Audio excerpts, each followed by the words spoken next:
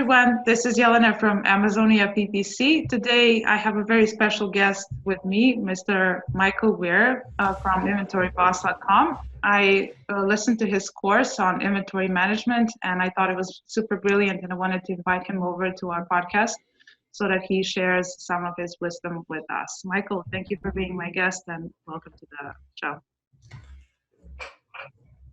It's my pleasure. Thank you for having me, Joanna. Of course. Can you tell us a little bit more about yourself?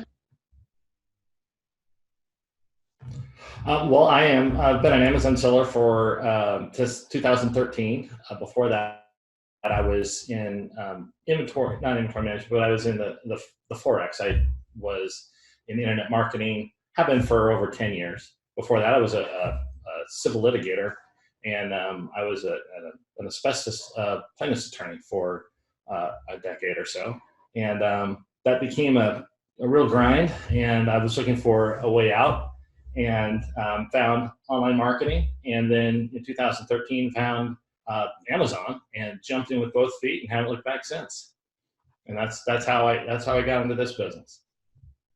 Beautiful. A lot of people find themselves in Amazon FBA and never want to look back at all because they were so successful.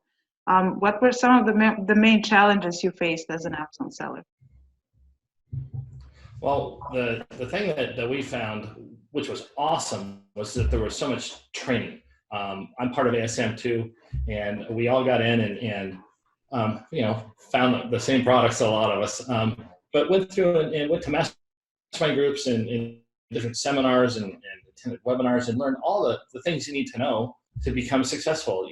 PPC, as you know, and listing optimization and SEO, and later manage that, all the cool things you need to build your business. And we jumped in with both feet, like I said, and we grew pretty quickly. And the next challenge that we had was managing, 3 different factories, 2 different ports, different, purchasing times. And all of a sudden we realized, it's an online marketing business, but boy, it's got kind of a retail component to it, a logistics component to it that we couldn't find any teaching for. We couldn't go to a webinar or a seminar or take a course on how to manage it. We saw all sorts of courses and trainings on how to build our business, but nothing taught us how to run it, profitably as we can. We found that we were bleeding a lot of profits out around the edges, just because we would, maybe over order sometimes and tie up our capital and take extra storage fees, that were taking out of our profits, or we wouldn't order enough or order on time and we'd run out of inventory. So you go through, most of the people on your podcast know you could do all the great launch things, giveaways, coupons, search, click, buy, all those things that people are doing to you don't have enough inventory, you run out. Your listing vanishes, you lose your ranking. When you finally do get inventory back in again, you got to build it back up again. You lost your momentum. And so it was a challenge for us to get that figured out so that we would have just a smooth running logistics back into our business. And so I started looking around for anyone that could teach this to me. I couldn't find it. So what I did was I kind of took a step back, and I've got a business degree in finance, and I thought, man, I got to figure this out. And so I started, actually I live in a university town, and so I went to the local university bookstore, found out you can get a college degree in inventory management and supply logistics. I bought textbooks, and then I talked to professors, and I went to seminars that had nothing to do with Amazon and everything to do with warehouse management, logistics. And I put together a system and started showing some of my seller friends, and we kind of worked on it and did some trial and error. And before we knew it, we just called it the system. Mm-hmm. And it boiled down to a 7-step algorithm where we run our products through these 7 steps. And we really streamlined our operations, tightened it up very well. And now we don't have inventory management problems. We just have, we have a system that lays a foundation for our entire business, so we can scale, knowing down to the unit what we need to order, when we need to order it, how we time our orders, all these things, and that's what came out of all that effort and research. Mm-hmm. Beautiful. You have tested and so now what I have is, and so we've tested it, and then once we had it figured out, it was first a whole bunch of spreadsheets, and we realized later that spreadsheets alone are difficult to run a large business with, because what I say to people is it's like a two-dimensional tool that you're using to solve a three-dimensional puzzle. And there's so many dynamic moving parts in an Amazon business that what you really need is data. And so we went from spreadsheets to where we built out a very large database, and then we put the programming, the spreadsheets on top of that data, and we can run queries. And so we took our 7 steps and took them off the spreadsheets into a program, put that program on top of a database that we can draw data from Amazon's MWS API. And now you can run 10 products, you can run 1,000 products, and you pull the data right out of the database, and the whole system is done in a program we now call Inventory Boss. And Inventory Boss is the thing that was the final result in this project. And what brought this about was, once we started doing well, and I would show this to some of my friends, and they incorporate it in their business. I got asked to speak at different seminars and small masterminds and larger masterminds. Before I knew it, I was all over the world talking about inventory management. And I realized that even though a seminar or a mastermind could be about a lot of different things, I had sellers, bigger businesses than mine, coming up to me and saying, "Hey, this is a pain point for us. This is a problem that we deal with. Can you help us? Can you help us?" And then I realized this is such a huge issue that no one really talks about, because it's not cool, ninja, awesome stuff to talk about. Yeah.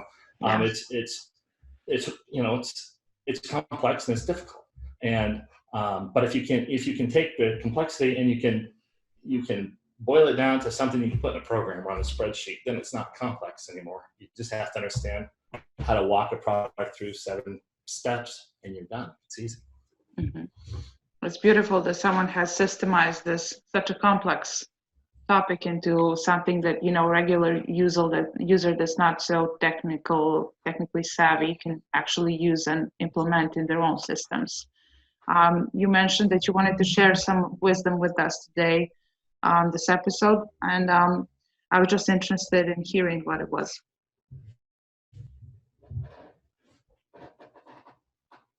Well, I have, what I can do is I can show the 7 steps. Let me share my screen real quick. Sure.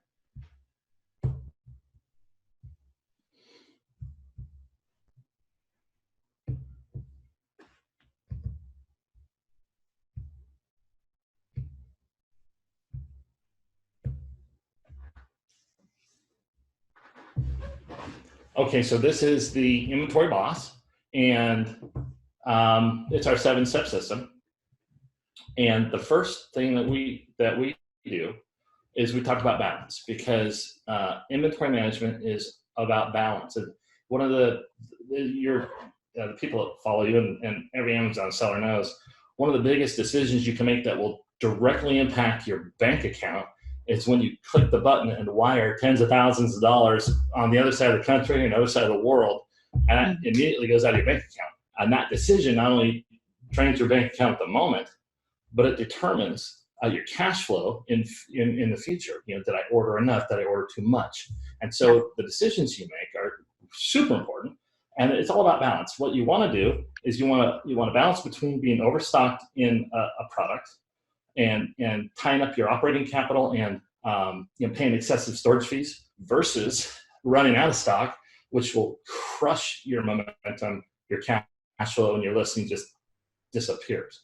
So it's striking that proper balance that allows you to maintain your cash flow, but also preserve your operating capital. So that's what inventory management's about. Our 7-step system looks like this. We have something called a reorder point. There's 2 reasons why you run out of inventory. The first one is you blew it, okay, for whatever reason, you didn't order on time. And the second one is you ordered too little based on your trends. And so the reorder point is important. It's a simple math formula. In fact, I'm gonna teach that today. And then the second step is to take your historical data that you get from Seller Central. The Amazon API will give you 90 days of data. Seller Central, if you know where to find it, will give you 2 years of sales data, which is super important. And you want to capture your historical data. You want to clean it up. I'll show you, and I teach how to do that, and build a seasonality index of all your products, so you can see, in what months mathematically how well they did. And so the next one is learning how to forecast future demand. And I show 3 different ways to forecast future sales.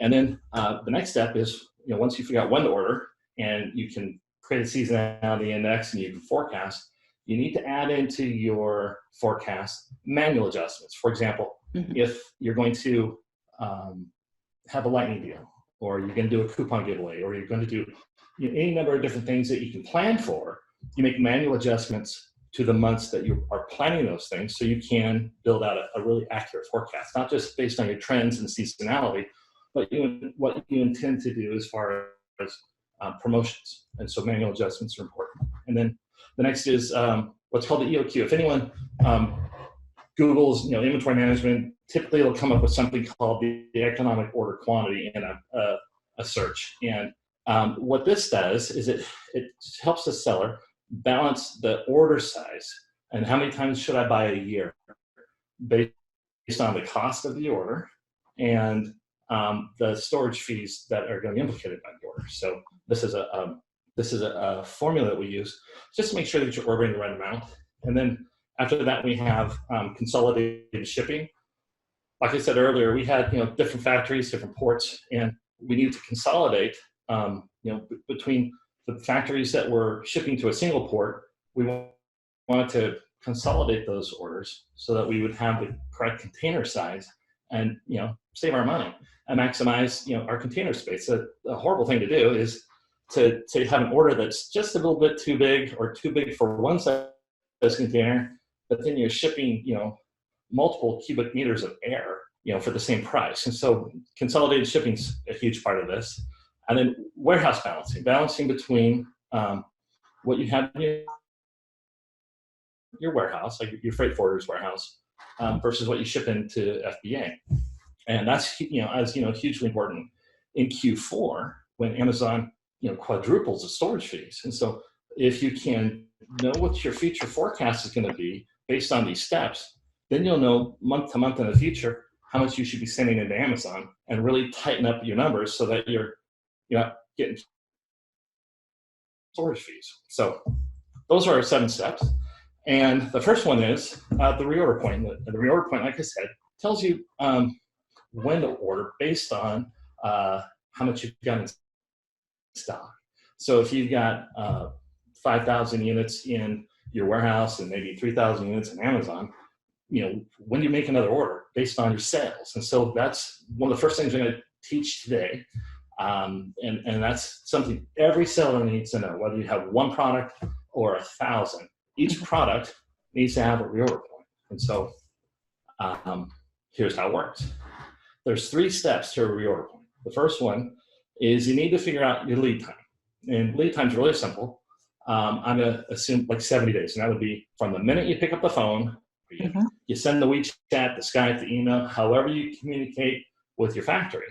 The minute you send that order to the minute it becomes available in FBA, okay, not just arrives at the port, but when it becomes available, that's your lead time.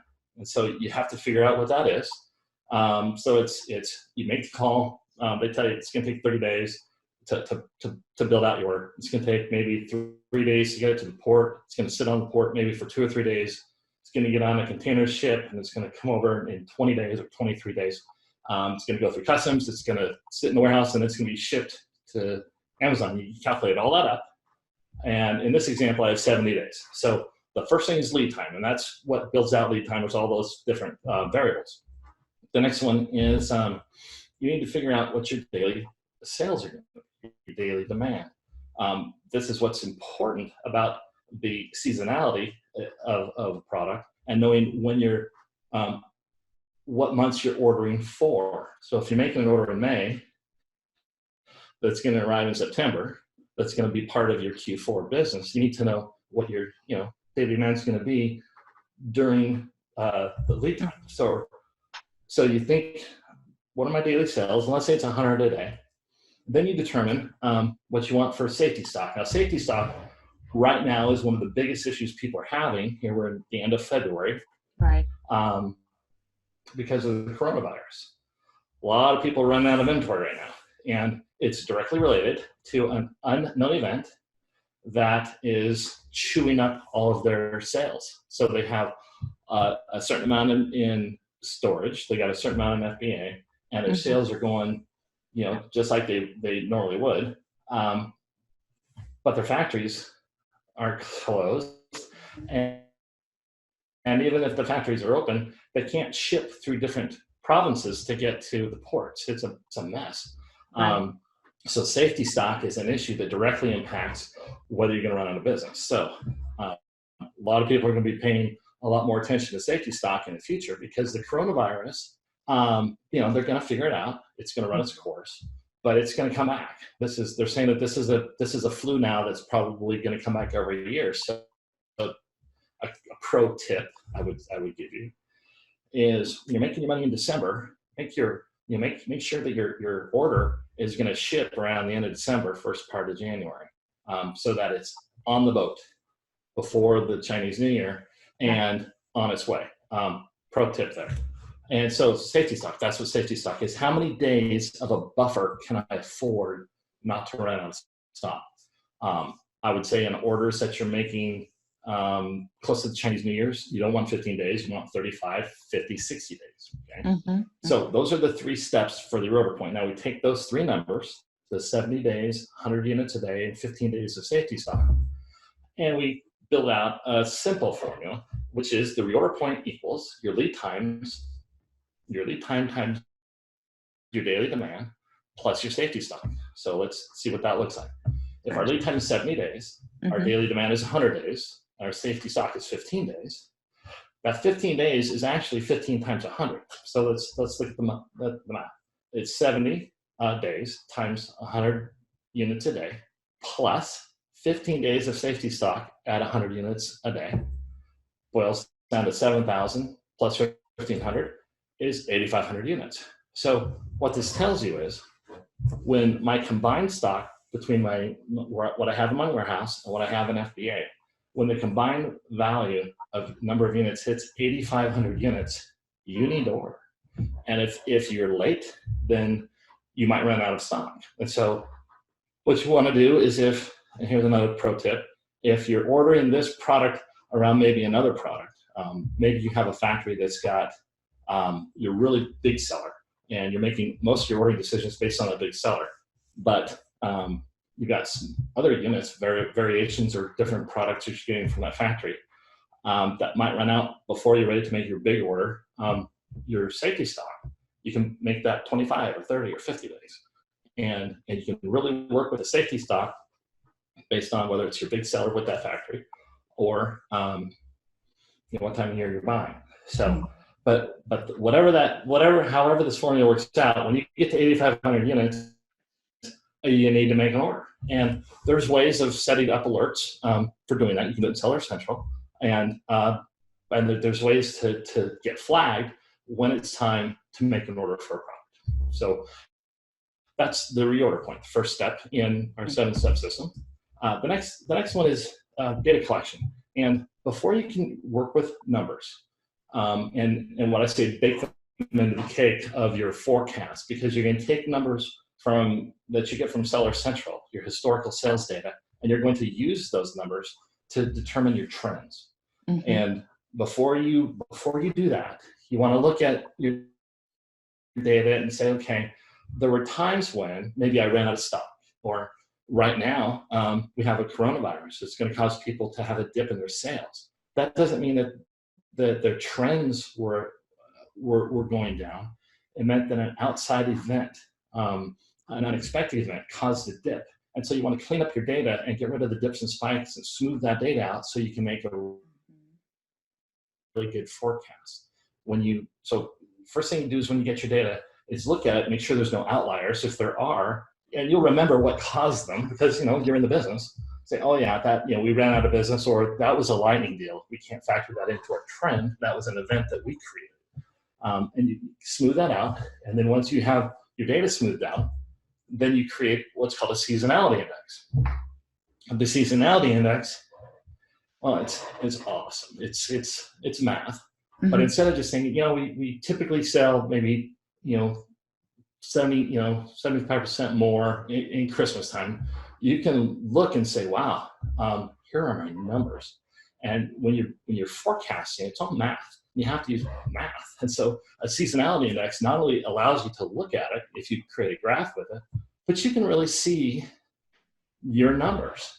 And, if I know a lot of people watch shows like Shark Tank and different things, and the people there, man, one thing they're interested in is knowing your numbers. And this is a perfect example of really understanding your numbers is building a seasonality index, either for a product by itself or a category of product or a catalog of products in a particular node, and understanding the seasonality so that when you're making purchases with your factory for an order that's not going to arrive for 4 months, that order is supposed to service months in the future. You'll know based on your seasonality index what you need to order. So that's the next step. After that, we have forecasting. And forecasting, when you're forecasting future demand, what you're really doing, a lot of people think they're forecasting out, 8-9 months. What you're really doing is trying to figure out that one value. What's based on my historical demand? What's month 7 going to look like? What can I expect? And so to do that, you start getting into the mathematics. Now, this is where a lot of people they'll try to figure out inventory management. And I mean, this is where I was. And you go online and you look for, how do I forecast my future sales? You open a book, and you run something called a simple moving average. But when you look at it, it looks like this. And people go, huh, I haven't seen that in 20 years. Or I saw that in the 7th grade. They see something called the weighted moving average, which I mostly use. And it looks like this. And, at this point, people go, okay, I'm out of here. And exponential smoothing, just the name of it sounds scary. And this is what stops most people. Most people, and this is why no one teaches this stuff, because people teach to their strengths. People are really good at SEO, teach ranking. People are really good at optimizing listing. They teach that, or PPC, or all these different things. But when you get to this, people go, gosh, I don't know what to do. But what I tell people is, this looks scary, but it isn't. God gave us mathematics, but Bill Gates gave us Excel, and so we can take these scary formulas and we can put them in a spreadsheet and not think about them ever again. But we need to know what they do. Right. And so you can take the simple moving average, and it's coming up with numbers based on mathematical formulas that you don't ever have to look at again. You just have to know that they exist and what they do. So you learn how to forecast future demand based on your historical data, and you put the historical data in there, then you run the numbers, and then it just spits out the answers for you. It's not hard once you get past that hump of, wow, there's a lot of math involved. It's not really that big a deal. So that's forecasting. The next one is manual adjustments. Now, like I said, manual adjustments are important when you are going to control future events. For example, if you're going to have coupon giveaways or lightning deals or whatever it's going to be, or if you know that certain things are coming that aren't really seasonal. For example, Prime Day is a perfect example of an event that's going to occur. It's not season; it happens every year, but it's something you have to adjust for because it's coming. It's an event, and if you're going to run a whole bunch of lightning deals or whatever you're going to do, you plan for that as a manual adjustment. And so events, you can adjust them by units. Say I'm going to sell an extra 1,000 units, so you plug that into your order. Or what a lot of people find out is, what? I'm getting crushed by competition right now. Even though the trends up to this point are going in one direction, if we have 20 new sellers selling the same thing, 20 new sellers that we didn't have last month, this is becoming, difficult. and you adjust by percentage. You say, I think that actually our sales are going to go down a bit or up a bit based on a percentage value. Say if we're going to be 10% off, so we're going to do it by 90% of what we would have done, or we're going to do great. We just got our patent. We just got our patent, and we're going to wipe out 30 guys. And so our sales are going to go up by 50%. So you add a percentage basis, and so you need to be able to have the flexibility in your forecasting formula to either adjust by unit or by percentage. And the next one is called the EOQ. The EOQ, if you, like I said, if anyone Google's inventory management, they're typically going to find the EOQ pops up. And the EOQ, again, is about balance. What it does, a lot of people make the mistake when they're really trying to, figure out the formulas to make their inventory management decisions. What they try to do is use the EOQ, and I'll explain in a second, as a basis for their order size, which is the wrong thing to do. What it does is it just balances. It helps you, like I said at the beginning, everything's about balance. It balances the cost of your order. You can take your freight forwarder's bill versus your storage fees for that size of order based on your annual number. So it'll tell you basically how many orders to have in a year and the size of the order. It's pretty awesome. But it's just kind of, it's something that you use once you make your forecast and you decide what your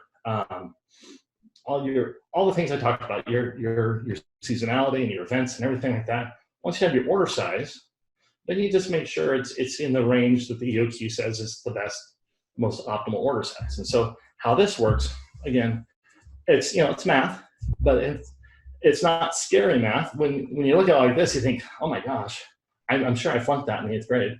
But if you look at it, all it's asking for is a couple things. One, it wants to know, what's your annual demand for this product? What's your order cost? Maybe it's $4,500 to fill a container and put it on the boat and ship it over. What's your annual storage cost per unit? That could be, what's your FBA cost? And you have to factor the FBA cost for January through September, October, November, December, to make sure that you're getting that right. And then just plug in the numbers and let it work. Now, again, the EOQ looks scary, but this is what it looks like in Excel. It's just a no-brainer. Once you have the formulas, then all you have to do is type your data, which is easy to figure out, and it tells you the number. So it's really simple. Now, if you recall, like I said, this is just a backstop. This is something, if your order comes in at 9,000 based on what you want to do, you look at the EOQ and go, yeah, it's in the ballpark. That's a great balance point. And then you move on. But the EOQ is just there to make sure that it's not too big or too little based on what's the most optimal size based on your numbers. So there's only 2 parts left, and these are the logistic parts. One is consolidated shipping, and that's just a concept of making sure that you're stuffing that container as full as you can, and you're saving this. You're making the best choice to have the best value for your shipping costs. And if you're doing a lot of shipping, this really adds up. So consolidation's a big deal. I teach how to do that. And then warehouse balancing. This is a really big deal.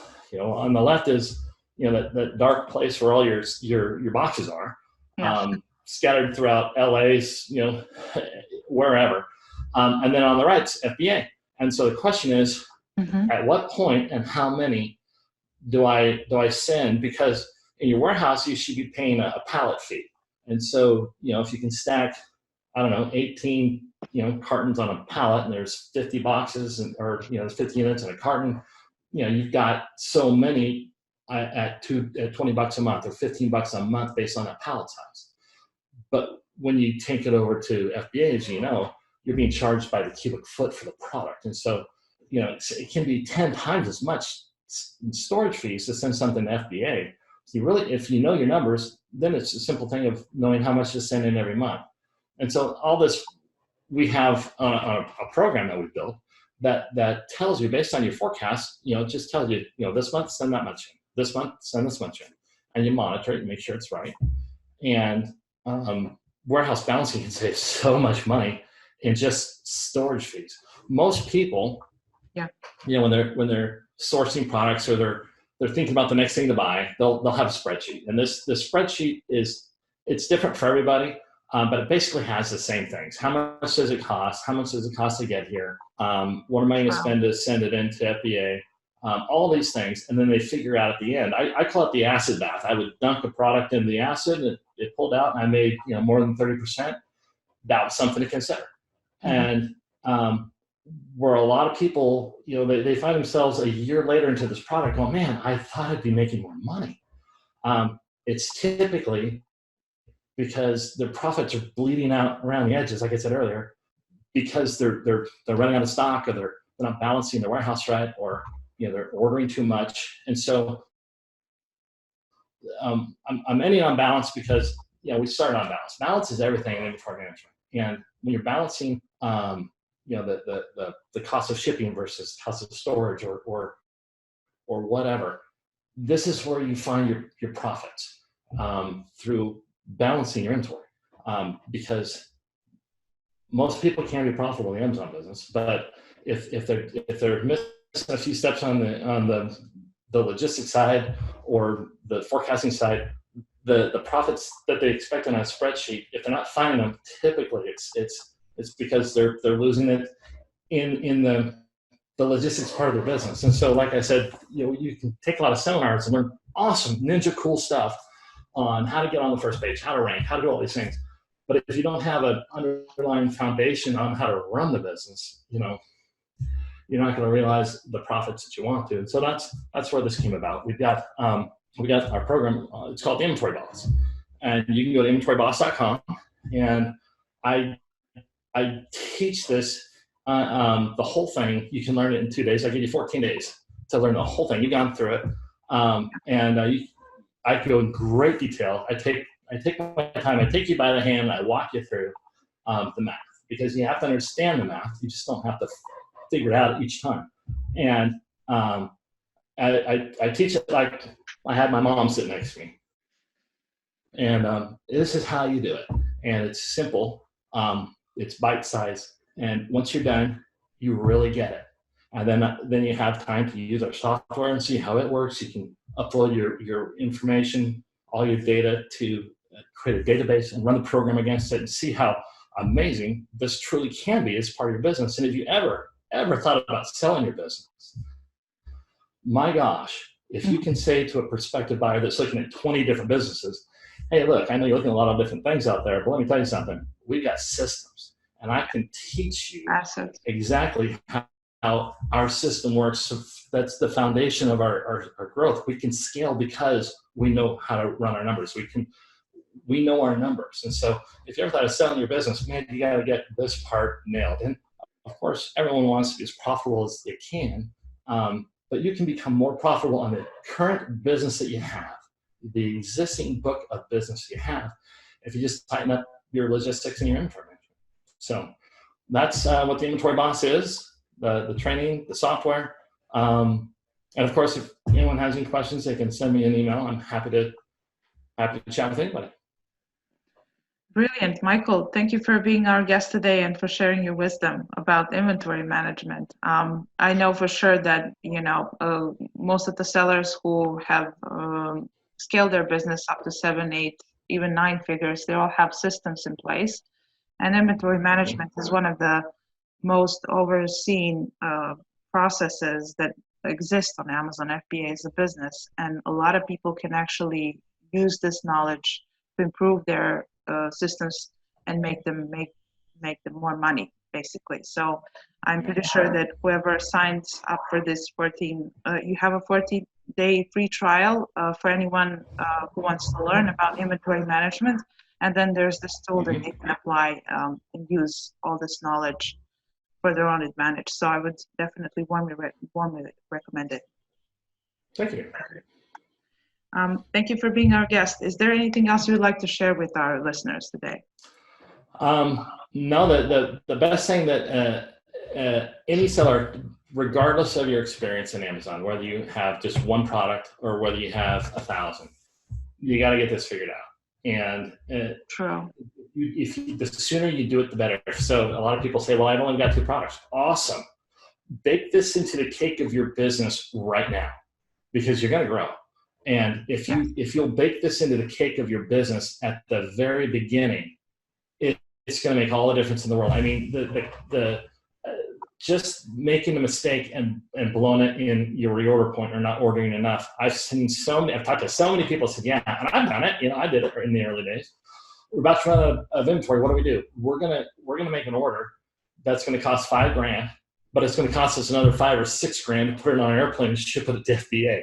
And so, exactly, just to stay in stock, people spend so much money on express freight that you don't have to. You could take that extra freight and double the size of your order and put it on a boat.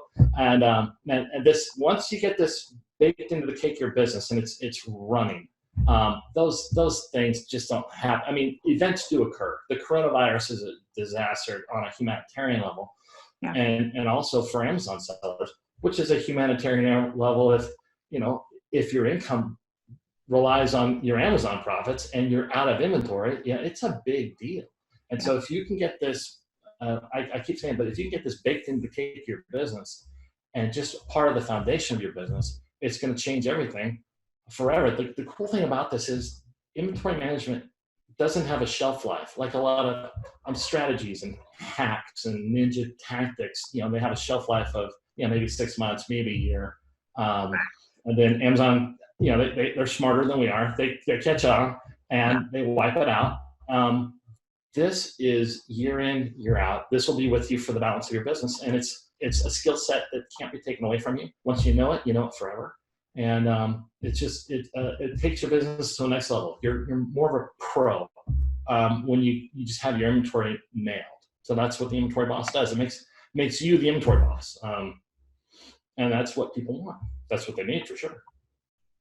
Couldn't agree more, especially because it's a skill set that it's a mindset you can also apply to your e-commerce website if you have it, or other platforms as well. So the predictions are the same. You use the numbers whenever they come from. So basically you can apply the same skill set. Oh yeah. If you've got a Shopify business or WooCommerce, wherever, if you're selling on other platforms, you can take that data and plug it into the program, because you're still buying from the same factory. You're just selling, your sales come from different platforms. And so you have the ability to say, well, on Shopify, we sold this many, on whatever platform we sold this many, and add that to your monthly sales. So you can still forecast the entirety of your business, not just your Amazon business, if you have other platforms to sell on.